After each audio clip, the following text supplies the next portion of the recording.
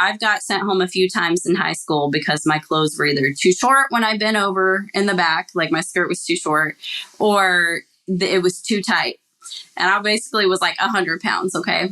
But I remember this one time, it was right after my mom had died. I was in my senior year of high school, and I was in class, which, I mean, it's class. We had it kind of broken up in different rooms, but I had mostly like 2 male teachers, maybe 1 female teacher.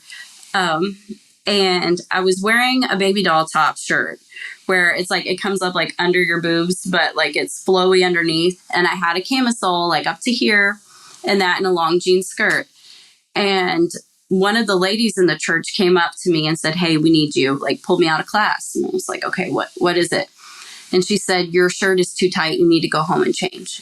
And at this point, my mom had just died and I stopped eating. Like I was borderline anorexic because that was the one thing that I could control, like after, everybody else being so controlling, and there's nothing that I could do.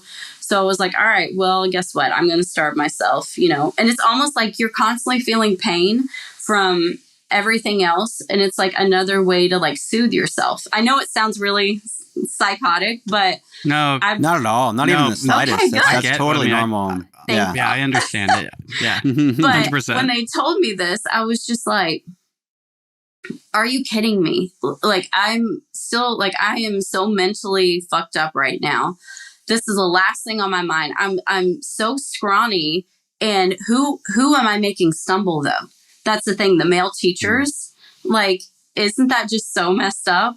So I was like, okay, I'll go home and change. So I walked out and I called my dad and I was like, hey, and I'm crying. I'm like, they sent me home from school because they said my shirt was too tight. And he was like, what? Like, I saw you before you left. I thought you looked fine. And I was like, yeah, well, I'm just letting you know. So I go home, change, bawling all the way back to the school. And when I get out of the car, go back up to the school building, the preacher pulls up in his vehicle with the window down. He's like, hey, what's wrong? And I was like, they sent me home from school because my clothes were too tight. I'm just like trying to get it together. And he's like, come here. And he like held my hand. He was like, sit in his car. He's holding my hand. And I'm just like, okay, like, I don't want to do this. And I'm like, wait a minute. Because he goes, you know why we're doing this, right? And I'm like, wait, so you already knew?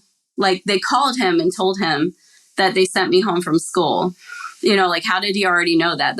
Which now I'm thinking back is so stupid and like, ew, like it's icky to me. Yes, seriously, so creepy. Yeah, icky. Right? And so he's holding my hand and he was like, you know why we're doing this, don't you? And I was like, well, why? And he goes, because we don't want you to be a whore like your mom. Let's pray. What? And I was like, oh my God.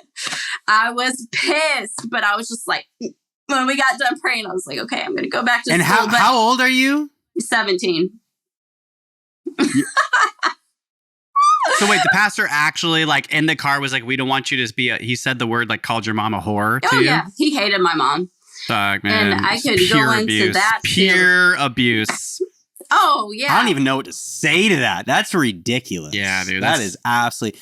Some of these pastors, man, they just deserve to be like... Dude, but also like, you know what? Like that, like you're underage. They're an old man. You're in his car. Holding and they're calling his hand. your mom a whore. Well, I'm standing on the outside. outside. What the fuck?